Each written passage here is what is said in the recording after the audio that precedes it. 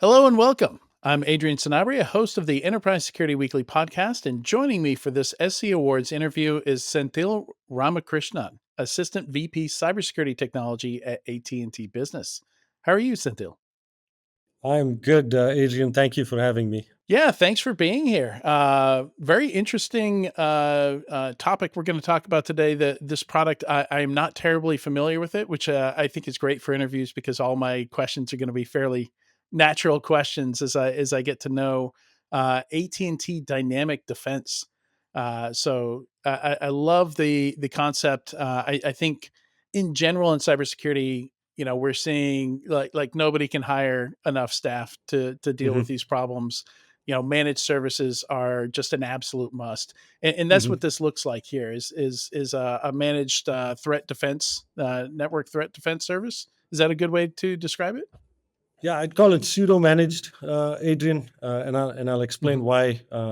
why we call it that. But to go back to the point you started off with, which is we can't find enough talent, right? That's something we hear from our customers on a daily basis.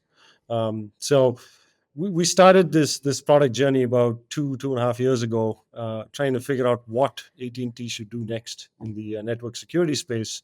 And when we started talking to customers, I think it came down to three things. One was, hey, we can't find any talent, right? The threat Mhm. surface is increasing, which means I need more protection, which means my costs and my vendor mix is going up, which means my complexity is really going up. And then, of course, the total cost of ownership is very complex, especially when you start adding multiple layers of managed services for Yeah. networking as well as security. So we said, how do we solve this? And that's when the idea of dynamic defense came up. But I call it pseudo managed service because essentially what we're doing is we're taking the same threat intelligence that our CSO team is using to protect AT&T. We're taking the insights out of that threat intelligence and applying it to our customers' traffic and their circuits. So that is an element of pseudo management that AT&T is providing, because when you turn on the service for your connection, there is protection already built in, but then you also have the Mhm. ability to go in and configure it based on your needs. So that's why I say pseudo managed services rather than a full managed services. Sure. Yeah, it makes sense. All businesses are a little bit different, and hmm yeah, I would imagine for it to be as effective as possible, you would need to do some customization there. And I think one place where I see a lot of security vendors over the years have kind of um, succumb to this like we love to nerd out about attacks. hmm So customers are going to want all these details of the attacks and stuff like that. So like I remember FireEye would analyze malware for you, and hmm then we see cases where with some of these deception solutions we trap the attacker in this hall of mirrors, and you hmm can study their behavior. And then when you talk to buyers, they're like, I don't want to analyze malware or study behavior. I just want the attacks gone, right? Like I exactly. just how about I don't get attacked? How about that? Give me that.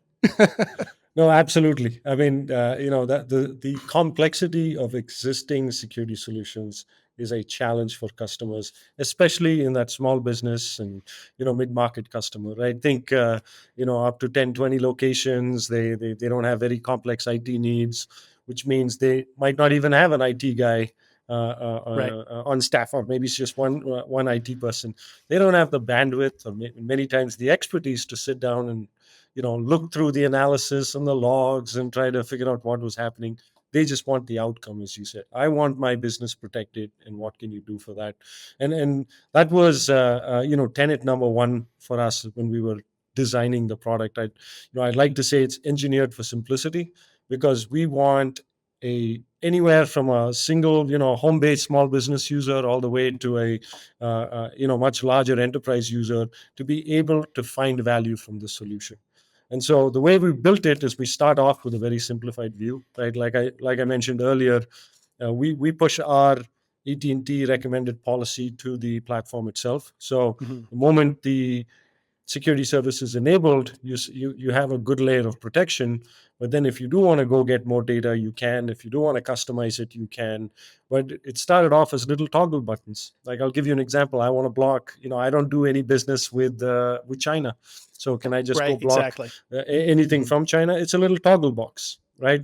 Right. But we also have the ability to go switch the view into an advanced view, so that if somebody wants to sit down and write a complex ACL because that's what they like doing, they could do that as well. Mhm. So, but what we've seen, it's been actually just a year since we launched the product, and we've seen more customers use the simplified view than the advanced view, just because you can get to the same outcome without having to take 20 different steps. The single click is just as effective as writing code or writing policies. Yeah. Yeah, and from a practitioner's perspective, even if you're not getting 100% of those threats, like I'll take any reduction, any Absolutely. breathing room you can give me is going to Right. help. And just some of those like some of those basic, like I remember last time I was on the enterprise side, I made the decision to block Tor. Hmm. And I didn't make it lightly. There are a lot of people out there that were strong advocates for the use of Tor as privacy Hmm. preserving and things like that, as a protection. I went back through 2 years of logs, and we had never had anybody pay their bill through Tor, and we were just getting slammed with attack traffic from it. So I was like, Right. hate Right. me if you must, but But I'll I'm make about the to cut change. my attack traffic in half with this one Absolutely. simple trick. Absolutely. Yeah. No, I mean, the other thing we've done, so over there, traditionally, you're very familiar with this, right? So very traditionally, either you have a piece of hardware sitting on your prem, or you have, something running in the cloud that you have to go configure and manage. What we've done is move those services from either on-prem or from the cloud to the very edge of the ISP network. Now, that's, I think, is one of the most unique aspects of this product, mainly because we're talking about cutting threat traffic in half, or whatever percentage, Mhm. right? Now, if you think of data flow, most of these threats, there's insider threats, but most of these threats are coming from the outside into the organization, right? Into the customer's network. And by being at the very edge of AT&T's fiber network, we become almost the first line of defense for all the traffic. The traffic hits our edge first before it even enters the customer's circuit. Now, if we can filter out your traffic at that edge, which means the the threats that eventually end up at your doorfront are so much fewer that your entire cybersecurity stack can be optimized. Right, that's the value Mhm. prop that we're really bringing. You said practitioner. I always use this analogy. Like, our whole lives are essentially looking for that needle in a haystack. And if I can make that haystack, 50, 60, Smaller. seventy Yeah. percent smaller, then your job and my job becomes so much simpler. And that was really the goal. And different customers use it differently, Adrian. Like, we've seen, yeah, a lot of mid-market customers and small business customers replace their on-prem firewalls with dynamic defense, because it's a full Oh, next-gen really? firewall capability as well, right? So it does the Oh, wow. filtering piece, it also does full next-gen firewall, and then we've seen the larger customers use it as another layer of security, where they do the filtering and move some firewall functions to the network edge, and they still have stuff downstream as well. But again, they see advantages. We had one customer whose firewall logs dropped by about 40%.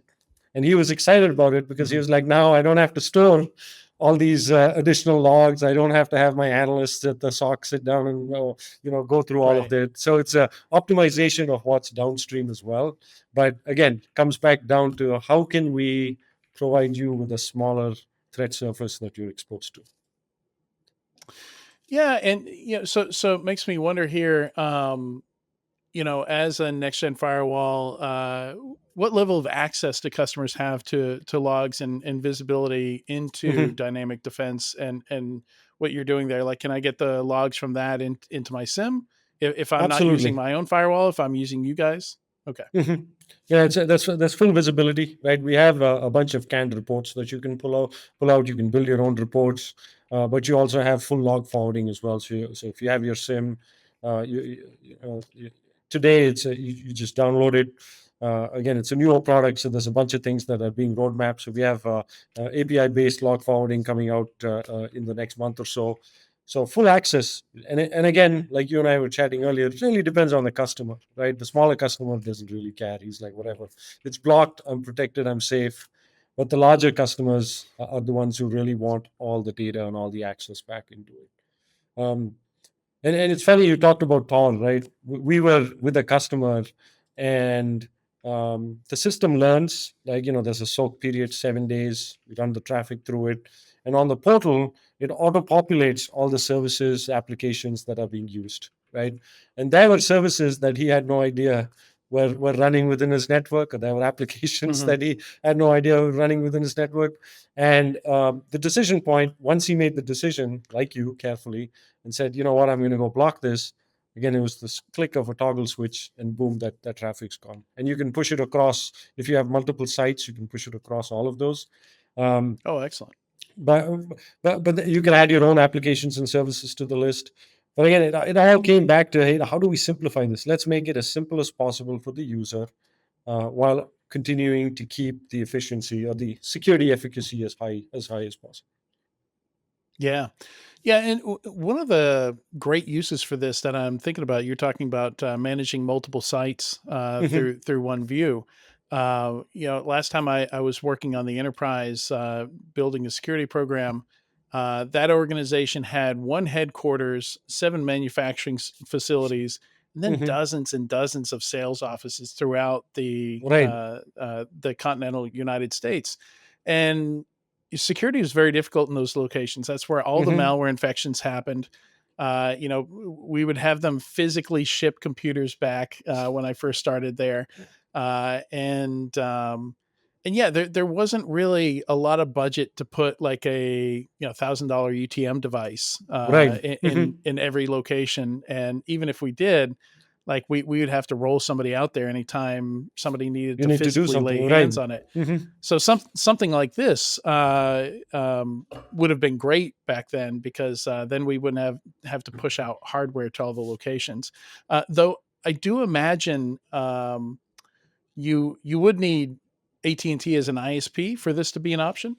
That's correct. Yes, yes. So the goal for us when we started building Dynamic Defense was not to essentially build a new security uh, product within, I shouldn't say product, Right. but like a security vertical within the company, right? Our goal was to make AT&T's connectivity more valuable, more differentiated Right. than the others. So if as a business user you're choosing between us and any one of our competitors, when you look at the total package of connectivity and security, we just make so much more sense. That was the goal, right? Yeah. And so this works on AT&T connectivity only.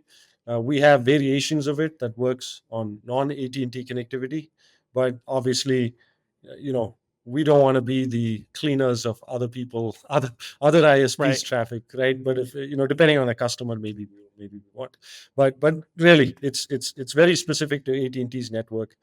But like you were saying, like a key point I want to repeat that you just said is because it's software based, it's sitting in the network, the traffic's already flowing through that edge.